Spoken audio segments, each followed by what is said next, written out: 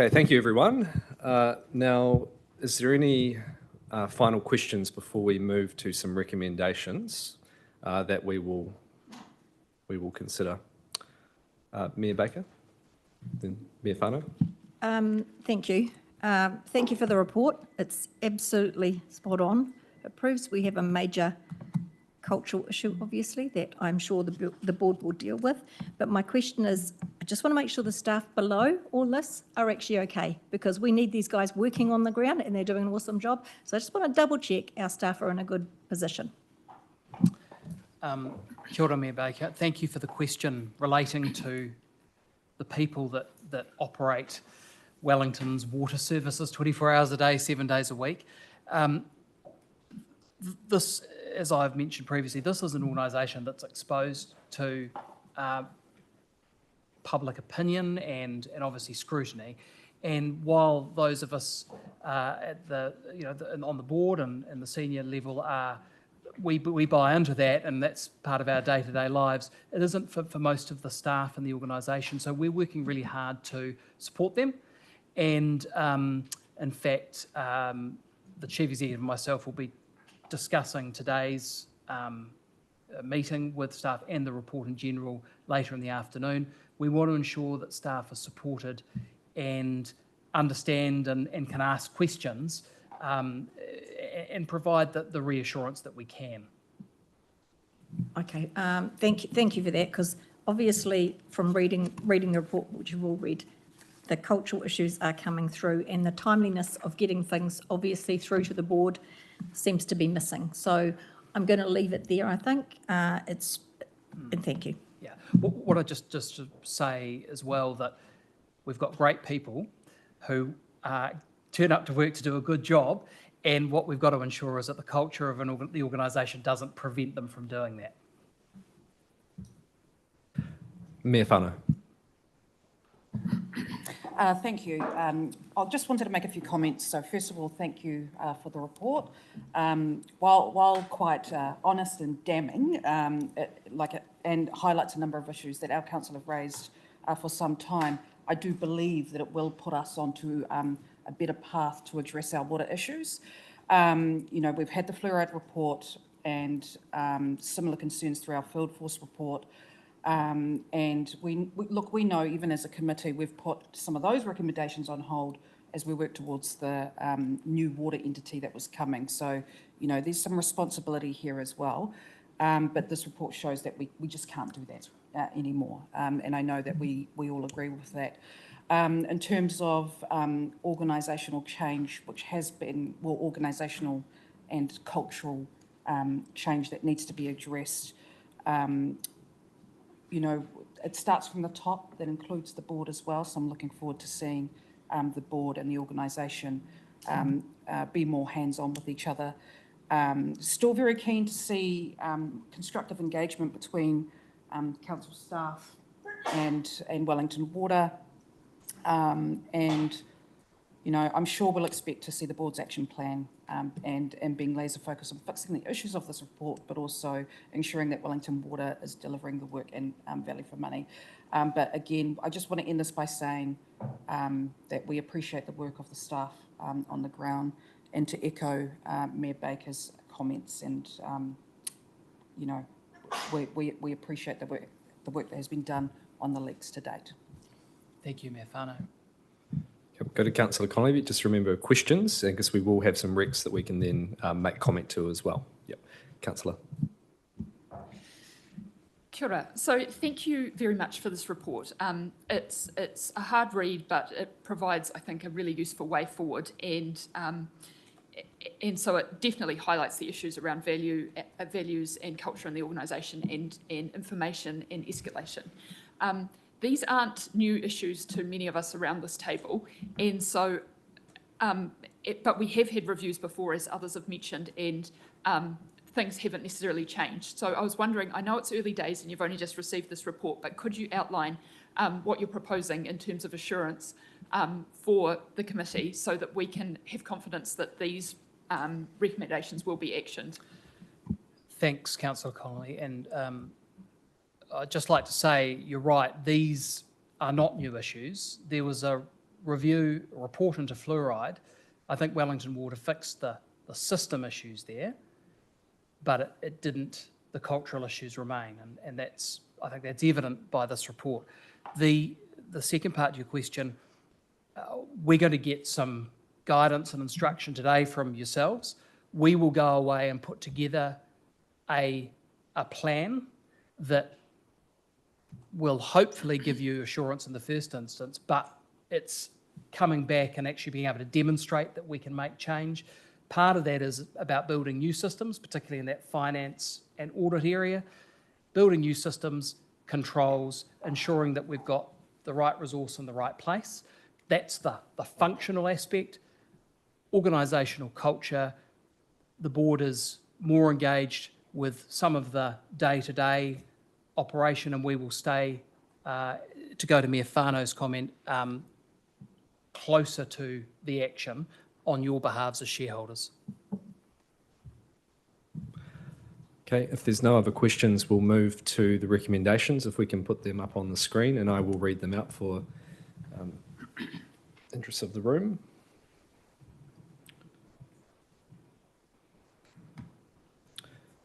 First recommendation, receive the report from Kevin Jenkins and Roy Baker, external review, Wellington Water Capital Program, estimating and budget systems. 2, note the report includes commentary, themes and recommendations covering accountability, framework, structure, systems, processes, relationships and culture, leading to the serious error in budget figures provided to shareholding councils for their long-term plans. 3, direct the Board of Wellington Water to develop an improvement plan and assurance framework to address the recommendations in the report, specifically in the following areas. A, structure and accountabilities within the management of Wellington Water. B, relationships with shareholders.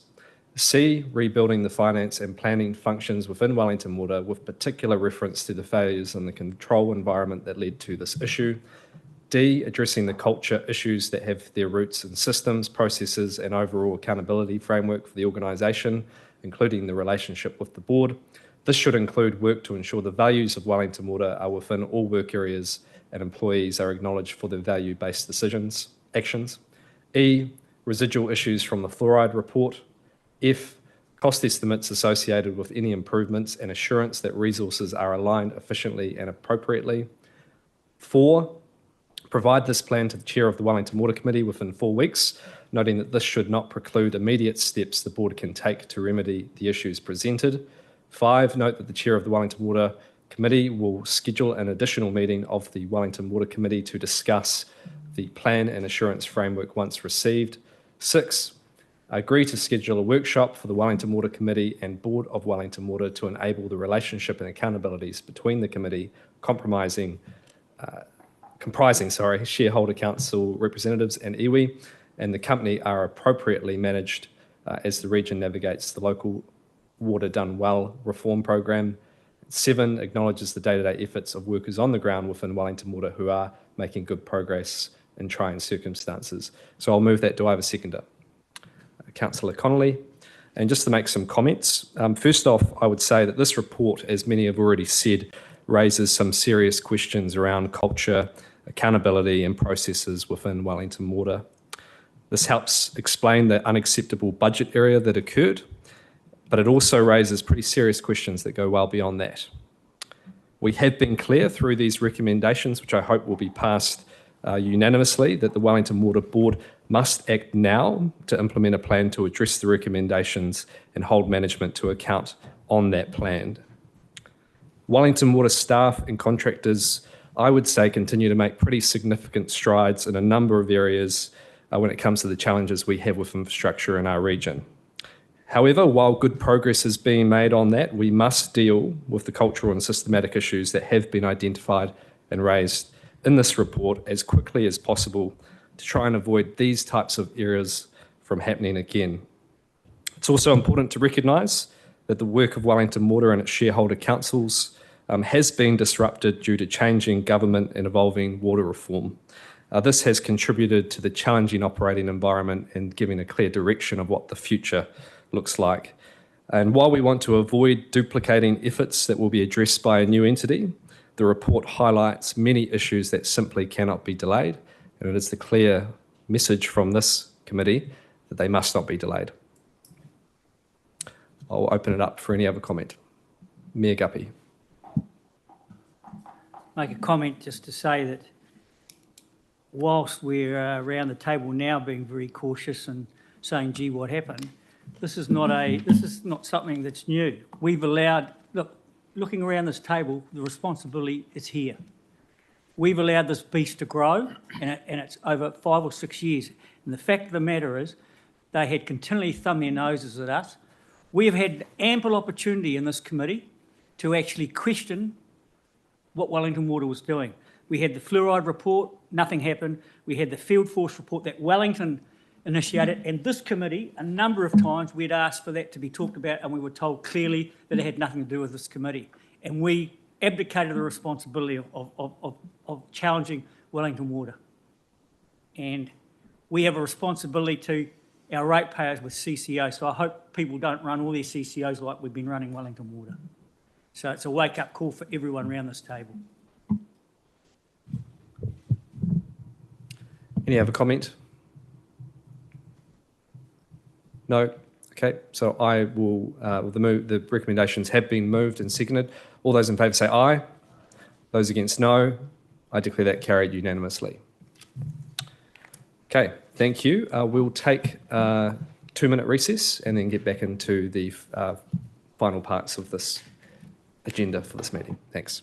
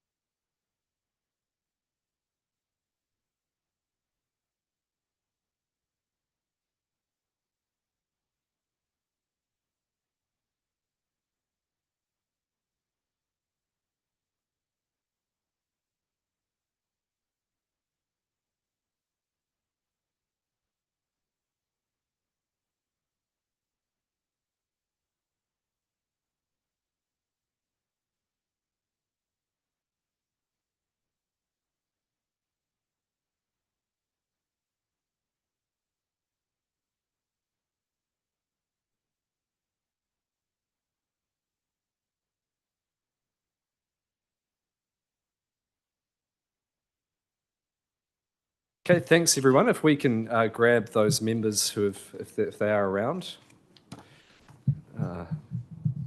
Just Roz, is it? We will get underway. I'm sure she's not far. So next up, we have the statement of intent.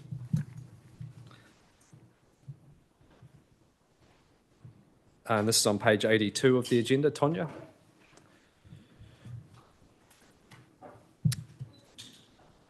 Any comments you'd like to make on this, Tonya, and then we can open up for questions.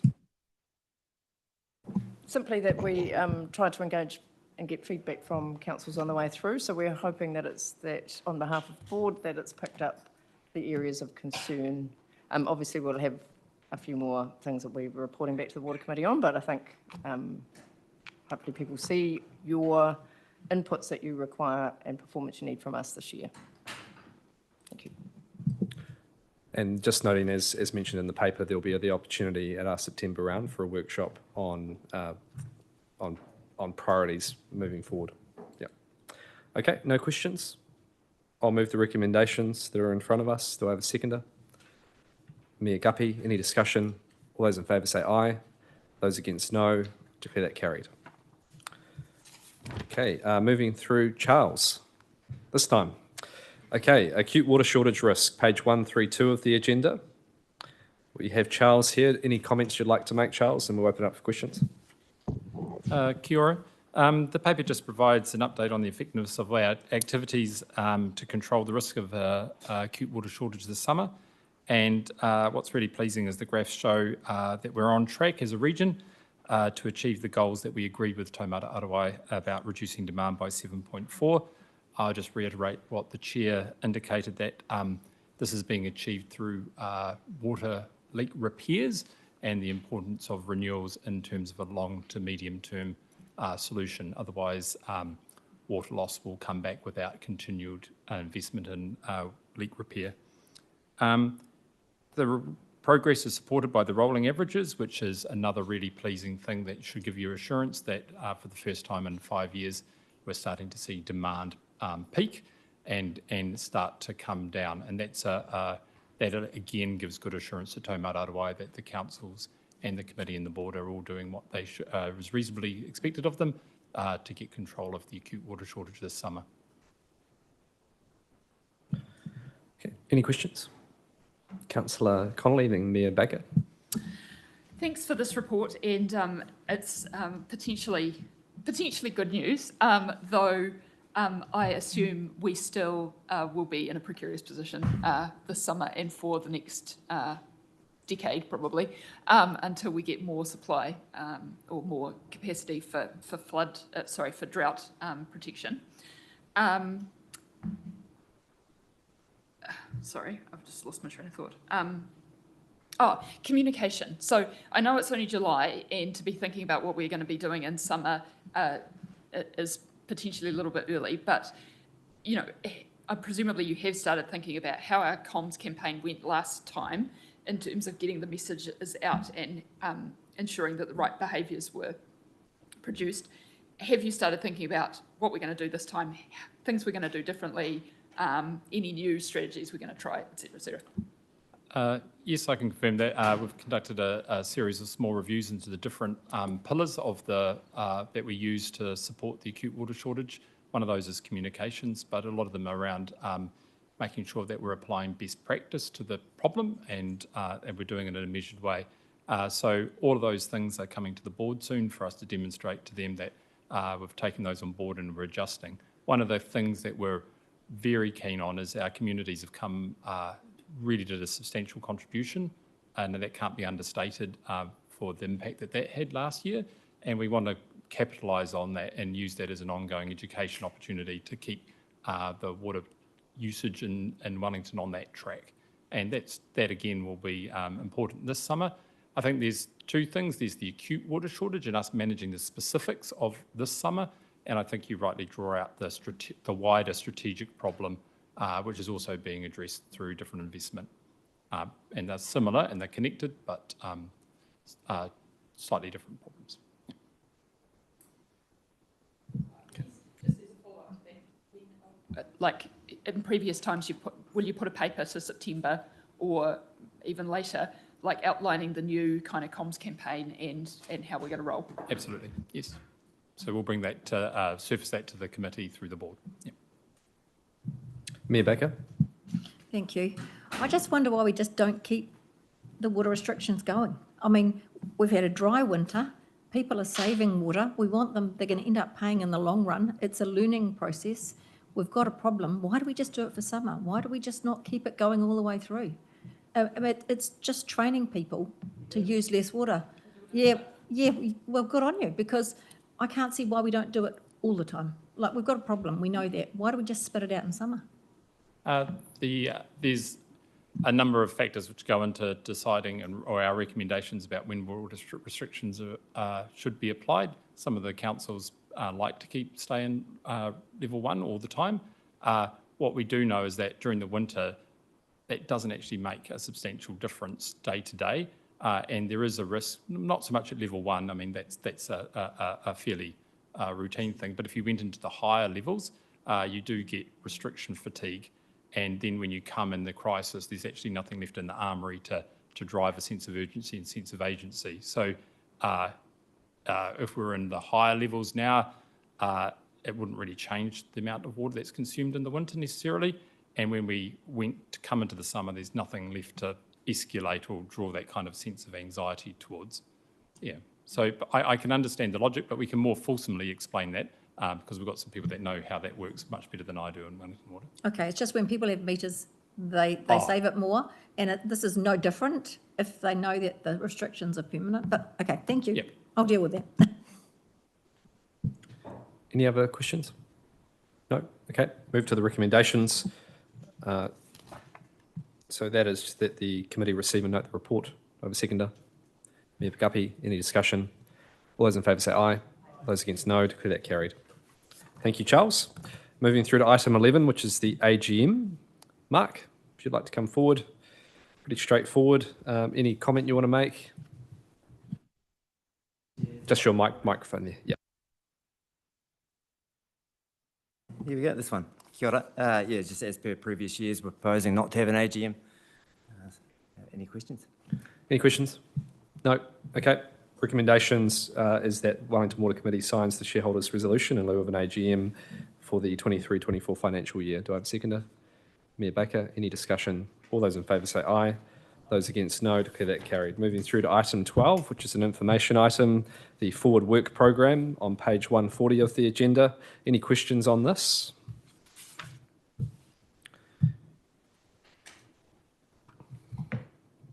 The only thing I'd just mention again is that placeholder for our workshop around priorities.